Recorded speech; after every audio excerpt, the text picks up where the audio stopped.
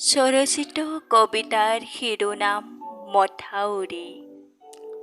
হেৰৌ মথাউৰি তোৰ জাগিবৰ হ'ল, বান্ধি ল'বৰ হ'ল কঁকালৰ টঙালি, নহ'লে যে পানীৰ কোবাল সোঁতে খহাই নিব তোৰ দেহৰ অৰ্ধাংশ।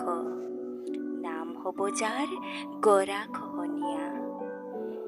নিজকে যদি বীৰৰ সাজে নসজাও তই, বাৰিষাৰ বলিয়া মানে ঢকা হৰকা কৰি ছিঙি নিব তোৰ সোণৰ সপোন।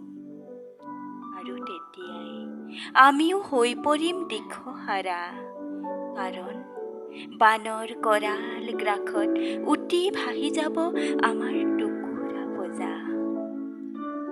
মূৰৰ ঘাম মাটিত পেলাই অন্নৰ বাবে সংগ্ৰাম কৰা কৃষকে লুটকেৰে তিয়াব দুগাল।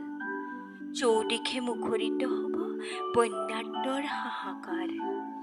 হেৰাই যাব অন্ন, বস্ত্ৰ আৰু আশ্ৰয়। পানতেই জাহ যাব সুখ, হাঁহি আৰু সপোনৰ ৰং।